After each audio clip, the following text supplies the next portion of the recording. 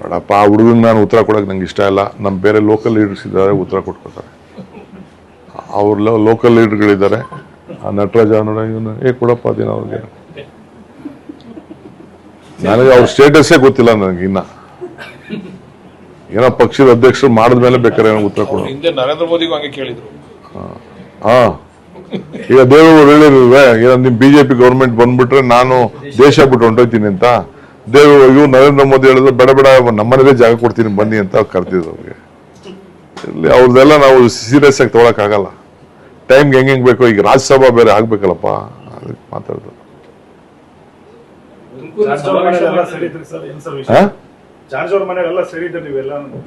ಮುಂದೆ ರಾಜ್ಯ ರಾಜಕಾರಣ ನಮ್ಮ ಪಕ್ಷ ಅಧಿಕಾರಕ್ಕೆ ಯಾವ ರೀತಿ ತರಬೇಕು ಅಂತೆಲ್ಲ ಚರ್ಚೆ ಮಾಡ್ಬೇಕಲ್ಲಪ್ಪ.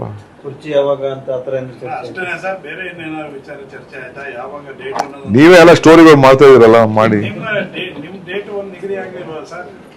ಪಾಪ ನೀವು ನಗ್ತಾ ಇರ್ತೀರಿ ಸರ್, ಬಟ್ ಒಳಗಡೆ ನೋವಿರುತ್ತೆ, ತೋರಿಸ್ಕೊಳ್ಳಲ್ಲ, ಆದ್ರೂ ನಗ್ತಾನೆ ಇರ್ತೀರಿ. ಅದಕ್ಕೆ ಅಟ್ಲೀಸ್ಟ್ ನಿಮ್ಗೊಂದು ಪರಿಹಾರ ಬೇಕಲ್ಲ ಸರ್. ಕಷ್ಟಪಟ್ಟಿದ್ದೀವಿ, ಅಲ್ಲ ಕಷ್ಟಪಟ್ಟಿದ್ದೀವಿ ನಿಜವಲ್ಲೂ.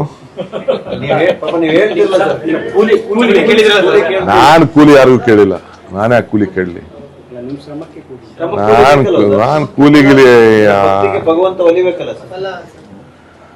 ನನ್ ಕೂಲಿ ಅಲ್ಲ, ನಂದೇನು ಏನ್ ಮಾಡ್ಬೇಕು ನಾನು ಕೇಳ್ತೀನಿ ಬಿಡಿ. ಅದೆಲ್ಲ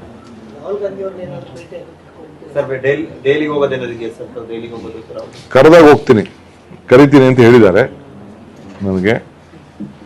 ಖಂಡಿತ ಹೋಗ್ತೀನಿ. ಮೇ ತಿಂಗಳ ಕೊನೆಯೊಳಗೆ ಕರೀಬಹುದು. ಸಿಎಂ ಜೊತೆ ಕೇರಳದಲ್ಲಿ ರಾಹುಲ್ ಗಾಂಧಿ ಏನೋ ಚರ್ಚೆ ಮಾಡಿದ್ರೆ ಅಂತ ಸರ್, ಮಾಹಿತಿ ತಮ್ಮನ್ನು ಚರ್ಚೆ ಮಾಡಿದ್ರು ಸರ್. ಚರ್ಚೆ ಮಾಡಿದ್ರು ಪ್ರತ್ಯೇಕವಾಗಿ. ಅವೆಲ್ಲ ನೋ ಪ್ರತ್ಯೇಕ. ಆದಷ್ಟು ಬೇಗ ಗುಡ್ ನ್ಯೂಸ್ ಸರ್. ದಿನ ಶುಭ ದಿನ, ನನಗೆ ಶುಭ ದಿನ, ಶುಭ ಗಳಿಗೆ, ಶುಭ ಮುಹೂರ್ತ. ಪಾಪ ಸರ್ ನೀವು ಅದನ್ನ ಯಾವಾಗ್ಲೂ ಹೇಳ್ತೀರಿ ಸರ್, ಅದು ಬಟ್ ನಿಮಗ ಆ ಒಂದು ಶುಭಗಳಿಗೆ ಬರ್ಲೇ ಇಲ್ವಲ್ಲ ಸರ್. ಆಯ್ತು. ರಾಜಣ್ಣ ಹೇಳಿದ್ರೆ ಸಿಎಂ ಬದಲಾಗೋದಾದ್ರೆ ಪರಮೇಶ್ವರ್ ಬರ್ಬೇಕು ಅಂತ. ಅಲ್ಲ, ನಾನೇ ರಾಜಣ್ಣ ಯಾಕೆ ಸಿಎಂ ಬದಲಾವಣೆ ಮಾಡಕ್ ಕೊಟ್ಟಿದ್ದಾರೆ? ಅಲ್ಲ, ಸಿಎಂ ಮುಂದುವರಿಲಿ ಅಂತ ಹೇಳಿ, ಏನ್ ತಪ್ಪೇನಿಲ್ಲ. ಅಂದ್ರೆ ಪರಮೇಶ್ವರ್ ಮಾಡ್ಬೇಕು ಅಂದ್ರೆ ಸಿಎಂ ಇಳಿಬೇಕು ಅಂತಾರ ಅವ್ರ ಹತ್ರ. ನಾನು ಯಾವ ತರ ಸಿಎಂ ಬದಲಾವಣೆ ಆಗ್ಬೇಕು ಅಂತ ಹೇಳಿದ್ದೀನ? ನಾನೆಲ್ಲೂ ಹೇಳಿಲ್ವಲ್ಲ.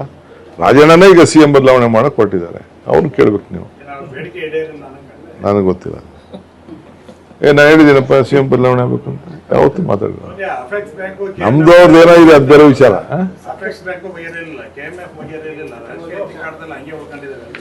ಅವೆಲ್ಲ ಸಿಎಂ ಕೇಳಿದೆವು.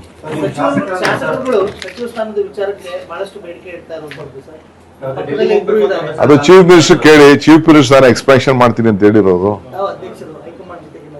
ನಾವು ಚೀಫ್ ಮಿನಿಸ್ಟರ್ ಎಕ್ಸ್ಪ್ಯಾನ್ಷನ್ ಮಾಡ್ತೀನಿ ಅಂತ ಅವ್ರು ಹೇಳಿದ್ದಾರೆ. ಅವ್ರು ಕೇಳಿ, ಅವ್ರ ಹತ್ರ ಮಾತಾಡಿ. ಈಗೊಂದು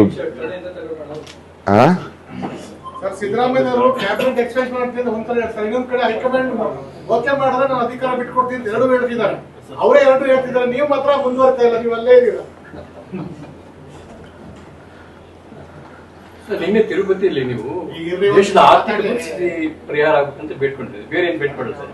ಅಲ್ಲಪ್ಪ, ಈಗ ನೋಡ್ರಿ, ಮಾಂಗಲ್ಯ ನಮ್ಮ ಧರ್ಮದ ಒಂದು ದೊಡ್ಡ ಸಂಕೇತ, ಒಂದು ಬಾಂಧವ್ಯ. ಹೆಣ್ಣು ಒಂದ್ ಕಡೆ ಇತ್ತು, ಗಂಡು ಒಂದ್ ಕಡೆ ಇತ್ತು. ಅವೆರಡೂ ಸೇರಿದ ತಕ್ಷಣ ವಧುವರರಾಯ್ತು.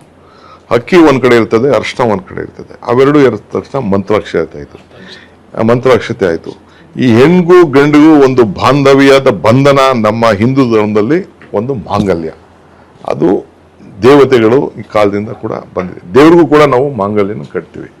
ನೀನು ಚಿನ್ನನೇ ತಗೋಬೇಡ ಅಂತ ಹೇಳಿದ್ರೆ ಏನ್ ಕಾಸು ಯಾರು ಕೊಡೋರು? ನೀ ದುಡ್ದದ್ರಲ್ಲಿ ಪಾಪ ನೀನು ಸಂಬಳ ಮಾಡಿ ಏನೋ ಮಾಡಿರ್ತೀಯ. ನೀನ್ ಹೆಂಡ್ತಿನ ಮದುವೆ ಮಾಡ್ಕೋಬೇಕಾದ್ರೆ ಅಟ್ಲೀಸ್ಟ್ ಏನೋ ಒಂದು ತಾಲಿ ಕಟ್ತಾ ಇದೆಯಾ, ಅದನ್ನು ನೀನು ಕಟ್ಬೇಡ ನೀನು ಅಂತ ಹೇಳಿದ್ರೆ, ಚಿನ್ನನೇ ತಗೋಬೇಡ, ಒಂದು ಸರನೇ ಮಾಡ್ಕೋಬೇಡ ಅಂತ ಹೇಳಿದ್ರೆ ಅದು ಹೆಂಗಾಗ್ತದೆ? ಅರ್ಶನದ ಕೊಂಬು ಕಟ್ಟು ಅಂತ ಹೇಳಿದ್ರೆ how it is possible?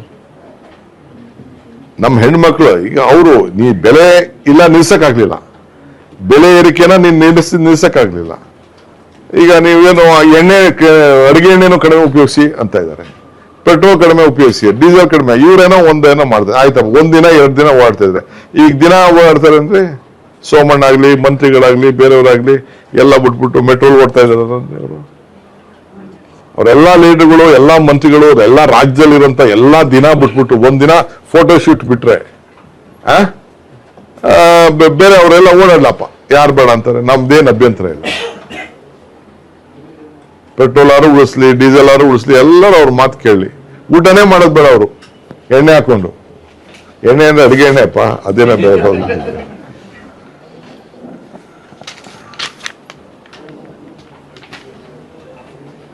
KPCC ಕಚೇರಿಯಲ್ಲಿ ಆಮೇಲೆ ಫಾರಿನ್ ಟೂರ್ ಬೇರೆ ಮಾಡ್ಬೇಡ ಅಂತ ಹೇಳಿದ್ರೆ, ಫಾರಿನ್ ಟೂರ್ ಬೇರೆ ಮಾಡ್ಬೇಡ ಅಂತ ಹೇಳಿ. ಪ್ರೈಮ್ ಮಿನಿಸ್ಟರ್ ದೇಶಕ್ಕೆ ಹೋಗ್ಬೇಕಾಗ್ತದೆ. ನಾನು ಪ್ರೈಮ್ ಮಿನಿಸ್ಟರ್ ಬಗ್ಗೆ ನಾನು ಕ್ವಶನ್ ಮಾಡಲ್ಲ. ಜನರಿಗೆ ಹೇಳವ್ರೆ, ನೀವು ಹೊರಗಡೆ ಹೋಗಿ ಮದುವೆ ಮಾಡಬೇಡಿ ಅಂತ ಹೇಳವ್ರೆ. ಇಲ್ಲೇ ಮಾಡ್ಕೊಳ್ಳಿ ಅಂದ್ರೆ ಫಾರಿನ್ ಎಕ್ಸ್ಚೇಂಜ್ ತಪ್ತದೆ ಅಂತನೋ, ಇಲ್ಲ ಖರ್ಚು ಜಾಸ್ತಿ ಆಯ್ತದೆ ಅಂತ ಅಂದ್ಬಿಟ್ಟು. ಯಾರ ಹತ್ರ ಎಷ್ಟು ದುಡ್ಡಿದೆ ಅಂತ ಅವ್ರಿಗೆ ಗೊತ್ತಿದೆ, ನಮ್ಗೇನು ಗೊತ್ತಿಲ್ಲ. ಸೊ ಜನರಿಗೆ ನಾವು ತಪ್ಸೋದು ಸರಿ ಇಲ್ಲ. ಅವರ ಹಕ್ಕು, ಇರೋದು ಒಂದು ಲೈಫು, ಅವರೇನೋ ಎಂಜಾಯ್ ಮಾಡ್ತಾರೆ. ಅದಕ್ಕೆ ಯಾಕೆ ನಾವು ಅದಕ್ಕೆ ಅಡಚಣೆ ಹಾಕ್ಬೇಕು? ಬೇರೆ ನಾವು ಸರ್ಕಾರದಿಂದ, ನಮ್ಮ ಸರ್ಕಾರದ ಪಾಲಿಸಿಗಳಲ್ಲಿ ನಾವು ಏನಾದ್ರು ಜನಕ್ಕೆ ಸಹಾಯ ಮಾಡಬೇಕೆ ಹೊರತು ಮಾಡಬೇಕು. ಹಿಂದೆ ಒಂದೇ ಮಗು ಸಾಕು ಅಂತಿದ್ರು. ಒಂದೇ ಮಗು ಇದ್ದವ್ರಿಗೆಲ್ಲ ಪೆನ್ಷನ್ನು, ಇದು ಕೆಲಸ ಕೊಡ್ತೀವಿ, ಅದು ಕೊಡ್ತೀವಿ ಅಂತೆಲ್ಲ ಇತ್ತು. ಪಾಪ್ಯುಲೇಷನ್. ಈಗ ನಮ್ಮ ಇವರು ಚಂದ್ರಬಾಬು ನಾಯ್ಡು 3-4 ಮಾಡ್ಕೊಂಡವ್ರಿಗೆ 30,000 40,000 ಅಂತ ಬೇರೆ ಹೇಳಿದ್ದಾರೆ. ಅಂದ್ರೆ ಜನ ಎಲ್ಲ ಅರ್ಬನೈಸೇಷನ್ ಆಗ್ತಾ ಇದಾರೆ ಅಂತ ಇರಬೇಕು ಅಂತ ಕಾಣ್ತದೆ. ಕುಮಾರಸ್ವಾಮಿ ಅವರು ನೆಕ್ಸ್ಟ್ ನಮ್ಮದೇ ಸರ್ಕಾರವನ್ನು ಕಾನ್ಫಿಡೆನ್ಸ್ ಬಿಡಪ್ಪ, ಅವ್ರಿಗೆ ಜಸ್ಟ್ ನನ್ನವರು ಯಾವ ಗಲಾಟೆ ಎಲ್ಲ ಏನಿಲ್ಲ, ಗಲಾಟೆ ಪಲಾಟೆ ಅನ್ನೆಲ್ಲ ಕಿತ್ ಬಿಸಾಕ್ತೀನಿ ಅಷ್ಟೇ. ನೋಡಿ, ನಮ್ಮ general secretary working president will take action. Discipline ಇರಬೇಕು. Thank you. ಓಕೆ, ಇಂಗ್ಲಿಷ್ ಅಲ್ಲ? ಕ್ಲಿಕ್ ಮಾಡಿ.